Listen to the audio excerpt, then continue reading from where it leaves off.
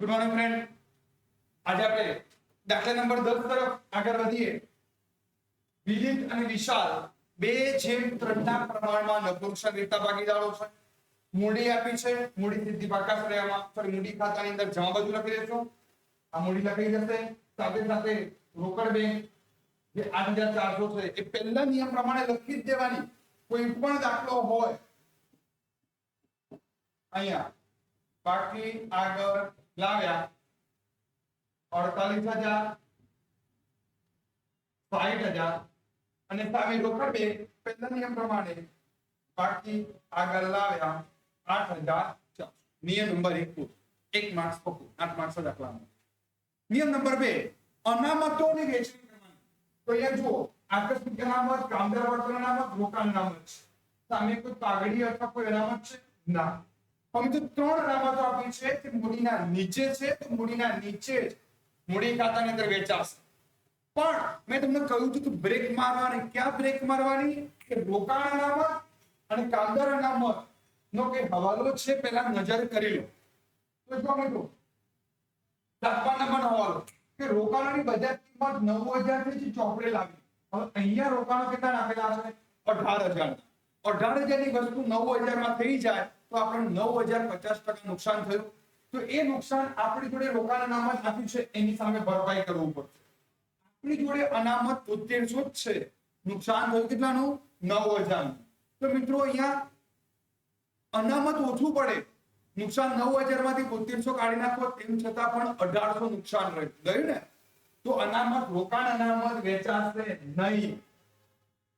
ઉપરનું નુકસાન થયું અહીંયા રોકાણ ખાતે 9,000 નુકસાન હતું એમાંથી 7,500 અનામત ભરપાઈ કરતા 1,800 નુકસાન અહીંયા બતાવો. અને અહીંયા રોકાણ અનામત વેચાશે નહીં. આ પહેલી બ્રેક મારી. અને એ રોકાણો અહીંયા તમને 18,000 ના આપેલા છે એની કિંમત 9,000 થઈ ગઈ એટલે 50% 9,000 ઘટાડો થયો. તો 9,000 માંથી આપણી જોડે જે અનામત હતું એ આપણે શું કરી દીધું? માઇનસ કરી અને 1,800 રૂપિયા જ નુકસાન થયું. બીજો બ્રેક મારવાથી કામદાર વર્તન અનામત. તો અહીંયા જો 8મા નંબરનો હવાલો કારીગર વળતર એટલે 30,000 નો દાવો સ્વીકારો. હવે આપણી જોડે એક દાવો છે 30,000 અને અનામત છે 24,000. અહીંયા પણ એવું થયું કે અનામત 24,000 છે જ્યારે દાવો જે છે 30,000. એ 30,000 દાવામાંથી અનામત બાદ કરતા કઈ વધતું નથી પણ ઉપરનું ખૂટે છે. કેટલા ખૂટ્યા? 6,000 રૂપિયા ખૂટ્યા. તો 6,000 અહીંયા આવશે અને 30,000 દાવો જે આપ્યો છે અહીંયા લખી દેવાનો. અકસ્માત વળતર દાવો 30,000 અહીંયા લખી દેવા. મૂડી દેવા હોય અને અહીંયા કારીગર વળતર કારીગર અકસ્માત તો કારીગર વળતર દાવો 30,000 માંથી 24,000 બાદ કરતા 6,000 આવશે. ક્લિયર? જે કોઈ દાવો આપ્યો હોય દાવો સીધો મૂડી દેવા બાજુ લખી દેવાનો. આપણે 8મો વાળા થઈ. હવે આકસ્મિક અનામત વધુ. આકસ્મિક અનામત વેચી દો. કયા પ્રમાણે વેચાશે? જૂના પ્રમાણમાં 2:3 ના પ્રમાણમાં. તો 24,000 ભાગ્યા 2 3 5 વડે ભાગો કેટલા આવે છે? 24,000 ભાગ્યા 5 ગુણ્યા 2 કેટલા આવ્યા? 9,600. અને આમાં કેટલા આવે છે? 24 સોરી 9,000 24,000 તો અનામત. ઓકે કેટલા આવે છે? 3600. 9,000 ગુણ્યા 2 ભાગ્યા 9,000 ગુણ્યા 3 ભાગ્યા 5 કેટલા આવ્યા? 54. Very good. ઓકે ખ્યાલ આવી ગયો એટલો સુધી? તો આકસ્મિક અનામત મૂડીના છે જે કોઈ અનામત હોય એ હંમેશા પછી પ્રવેશનું ચેપ્ટર હોય કે નિવૃત્તિના ચેપ્ટરનો દાખલો હોય બધામાં જૂના પ્રમાણમાં જ વેચવાનું. કયા પ્રમાણમાં? જૂના પ્રમાણ. ક્લિયર એટલો સુધી? ચલો તો આટલું તમે કરો. આ અસરો આપો તમે એટલે તમારા 3 માર્ક્સ પાક્કા. 1 માર્ક્સ પહેલા નિયમનો 1 માર્ક્સ મૂડી ખાતાની જમા બાજુ રોકડ બેંક ઉધાર બાજુ. બીજા નિયમનો 2 માર્ક્સ 2 માર્ક્સ ની અંદર બીજા નિયમની અનામતો મને અસર આપી ને અને 2 માર્ક્સ આપી એટલે ટોટલ 3 માર્ક્સ થાય. પહેલો નિયમ 1 માર્ક્સ, બીજો નિયમ 2 માર્ક્સ, ત્રીજો નિયમ 3 માર્ક્સ. મતલબ જે મિલકતો દેવાનું પુનઃમૂલ્યાંકન કરવાનું છે એની અસર આપણે પાકા સરવૈયામાં અને સાથે સાથે પુનઃમૂલ્યાંકન ખાતામાં આપીશું. અને જે મિલકતો દેવા ઉપર કોઈ હવાલો નહીં હોય તે મિલકત તે જ બાજુ ચોપડે કિંમતે લખી દેવાની દેવું અને નવો વાળો પહેલા લઈ લેજો. લેન્ડરમાંથી 10% રકમ ચૂકવવાની નથી. આપણે લેન્ડર છે કેટલાના 30,000 ના 10% કરો 3,000 ચૂકવવાના નથી. શું થયું? ફાયદો. લેન્ડર 30,000 ના 10% 3,000 ચૂકવવાના નથી. ફાયદો ઘટાડો. આ કઈ બાજુ આવશે પુનઃમૂલ્યાંકન ખાતાની? ફાયદો થાય તો કઈ બાજુ? જમા બાજુ. કેટલા લખવાના? વેરી લેન્ડર ખાતે 3,000. છઠ્ઠો વાળો દેવાદારોમાંથી 3600 ગાળખાત માંડલી વાળો અને 15% ગાળખાત અનામતની જોગવાઈ કરો. પહેલા ગાળખાત માઈનસ કરવાની તો દેવાદારો કેટલા આપેલા છે 39,600 એમાંથી 3600 બાદ કરો 36,000 આવે. ઓકે અને એના ઉપર 15% ગાળખાત અનામત ગણો 5400 એમાં જ્યારે ગાળખાત અનામત અહીંયા તમને આપેલી છે 1800 પહેલા આપણે ગણી કાઢીએ. અહીંયા જો દેવાદાર 39,600 ના એમાંથી સૌથી પહેલા ગાળખાત માંડલી વાળો એટલે વધ્યા કેટલા 36 એના ઉપર 15% ગાળખાત અનામત કેટલા આવ્યા 5400 બાદ કરો કેટલા આવ્યા 30,000. હવે 5400 આપણ અંદર 1800 તો ઓલરેડી આપેલી છે ગાળખાત અનામત આપેલી છે ને તો કેટલી બધી પહેલા ગાળખાત લખી દઈએ માંડલી વાળી ગાળખાત 3600 પછી ગાળખાત અનામત 5400 માઈનસ 36 1800 5400 નવી પડી એમાં 1800 આપેલી ખ્યાલ આવી ગયો 15% લેખે 5400 પડી પણ 1800 અંદર ગાળખાત અનામત ઓલરેડી આપેલી છે તો વધારાની કેટલી 36 થઈ ગયો. યંત્રોની કિંમત પર 10% ઘટાડો કરો. યંત્રો છે કેટલા 30,000 30,000 ના 10% ઘટાડો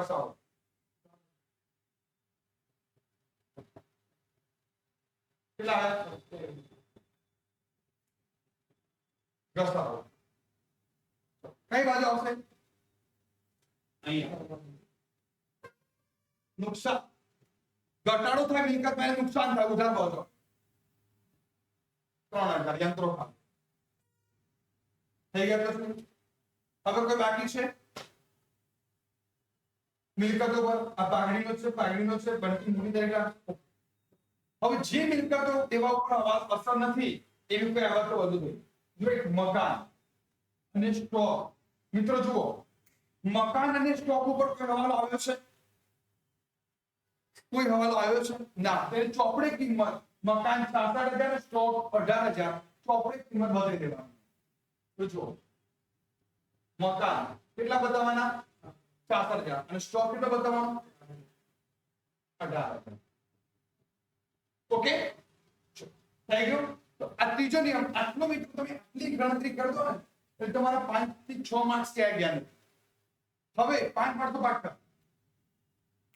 હવે આ 4 હવાલા છે એમાં પહેલો મૂડી તરીકે લાવે છે એ લખી દો 72,000 બંટી મૂડી તરીકે લાવે છે. બંટીના ખાતામાં અહીંયા રોકડ ખાતે કરી દેવાનું અને રોકડ ખાતાની ઉધાર બાજુ કેટલા લાવે છે 72,000 બંટીના મૂડી ખાતે આટલો આવડી જાય. ક્લિયર આટલા સુધી? ઓકે હવે તેના પાગની રોકડમાં લાવશે. તે જો પાગનું મૂલ્યાંકન આપીશું આપીશું પાગનું મૂલ્યાંકન તો જુઓ પાગનું મૂલ્યાંકન કેટલું આપીશું 32,000. હવે એના ભાગમાંથી તો મેં તમને કહ્યું હતું જ્યારે પણ ભાગમાંથી કે ત્યારે તમારે શું સમજવાનું ત્યાગ જ છે. શું છે ત્યાગ? છેદ સરખો કરો તો એના જુઓ 1/4 અહીંયા 1/8 કારણ કેટલા વડે ગુણ્યા તો થઈ જાય 2 વડે કેટલા થાય 2 થાય અને આના 1/8 કેટલા થાય 3/8 છે તો એ તમારો ત્યાગ આપ્યો છે 2:1 હવે પાઘડી પેટને રકમ 32,000 પાઘડીનું મૂલ્યાંકન આપ્યું છે એના ગુણ્યા નવા ભાગીદારનો ભાગ 3/8 કેટલા થાય 32,000 ગુણ્યા 3/8 12 આ 12,000 2:1 ના પ્રમાણમાં વેચી દો ત્યાગ પ્રમાણ ત્યાગ છે ત્યાગ આપણે કરે ત્યાગ ભાગમાં હું આટલો આપી દઈશ વિધિ તેના ભાગમાં જે આપશે એનો ત્યાગ 8,000 ને 4 તો એ 8,000 ચાલે જો રોકડમાં લાવે છે હું કહું છું તમને સ્પષ્ટ કરું છું રોકડમાં લાવે છે હવે અહીંયા લાવશે જ્યારે ભાગીદાર રોકડમાં લાવે પાઘડી પેટે રકમ ત્યારે પાઘડીના પ્રીમિયમ થાય પાઘડીના પ્રીમિયમ થાય કેટલા 12 અને અહીંયા પાઘડીના પ્રીમિયમ થાય 8,000 અને 4 વેચાઈ ગયા તો જુઓ તમારો હવાલો આ થઈ ગયો હવે કયો હવાલો બાકી છે પહેલો હવાલો થઈ ગયો બીજો થઈ ગયો ત્રીજો થઈ ગયો ચોથો હવાલો જુઓ ખાસ વિદિત અને વિશાલ આ વિદિત અને વિશાલ તેમને મળેલ પાઘડી પૈકી એમને જે 8,000 4,000 મળે ને એ પાઘડી પૈકી 50% પાઘડી રકમ ઉપાડી જશે 50% 8,000 ના અડધા કેટલા 4,000 અને 4,000 ના અડધા કેટલા 2,000 ઉપાડી જશે રોકડ જાય રોકડ ખાતાની જમા બાજુ 4,000 ને 2,000 તો ખબર પડે કે હવાલા નંબર 4 ની અસર તેમને મળેલ પાઘડીમાંથી 50% અડધા 4,000 ના અડધા 2,000 ઉપાડી જશે રોકડ જાય રોકડ ખાતાની જમા બાજુ વિદિત અને વિશાલ લેનાર ખાતું ઉઠાવે વિદિતના મૂડી ખાતે વિશાલના તો તમારો સંપૂર્ણ હવાલા અહીંયા પૂર્ણ થયા હવે માત્ર ખાતા બંધ કરવાના છે પહેલું ખાતું આ બંધ ખાતું સરવાળો કરો બધા 18,000 સરવાળો થાય 6 6 12 જવાબ ચેક કરતા રહો શું થયું 18,000 નહીં આવતો હા 18,000 ની બાદ કરો પછી 15,000 એ 2:3 ના પ્રમાણ વેચી લો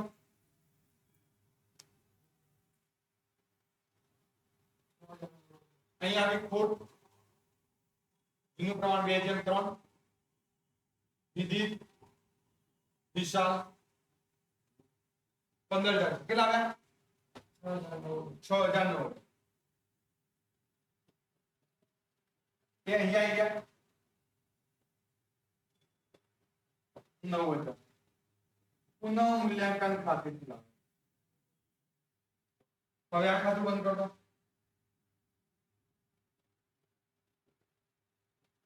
73,000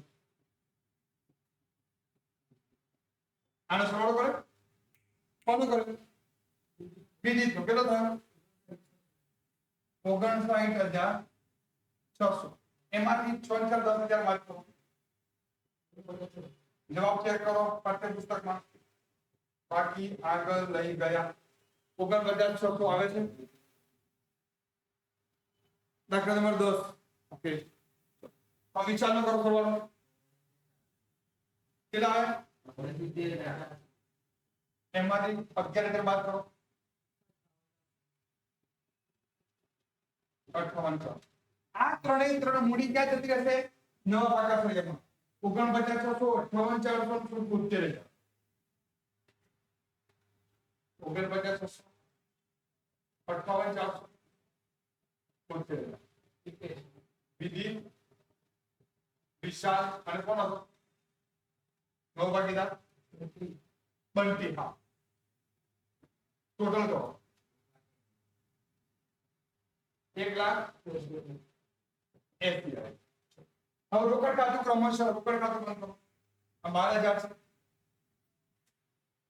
ચાલો પોણું 400 પોણું 400 આય એમાંથી 6000 બાદ કરો.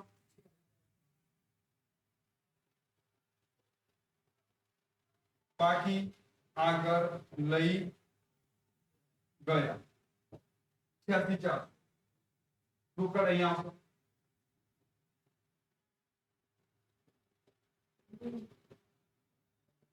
સરવાળો કરો આનો તો સરવાળો પહેલા સરવાળો દે વેરી ગુડ. ફિર બાદ નો કરો આવી ગયો. જોઈ લો ક્લિયર ખ્યાલ આવી ગયો અહીંયા તમને. કોઈને કઈ ડાઉટ હોય તમે કોઈ પણ હવાલો ડાઉટ હોય તો પૂછી શકો છો કે સર આ હવાલામાં કઈ ડાઉટ. જોઈ લો પાઘડીનો પણ ટોપિક ભાગમાંથી કયું હોય છેદ સરખા કરવા માટે અંશને પણ એટલા વડે જ ગુણવાનું. અહીંયા 8 છે અહીંયા 4 છે તો 8 કરવા માટે છેદને 2 વડે ગુણીએ 4 દુ 8 થાય. ઉપર એટલા વડે જ ગુણવાનું જેટલા વડે છેદને ગુણીએ એટલે 2 + 1 3 અંશ નવા ભાગીદારનો ભાગ. 35000 પાઘડી આપેલી છે. પાઘડી પેટે રકમ ગુણ્યા નવા ભાગીદારનો ભાગ 3 અંશ 12000 આપશે.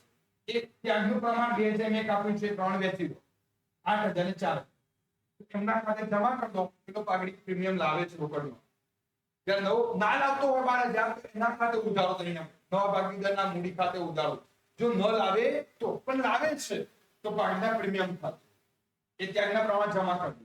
ચોથો વાળામાં કોઈ તેમને મળેલ પાઘડીના 50% તો 8000 ના 50% 4000 ના 50% બે ઉપાડી ગયે રોકડ ખાતે. અહીંયા રોકડ ખાતાની જવાબ બે અસર આપી દો. ઓકે ક્લિયર આવડી ગયા.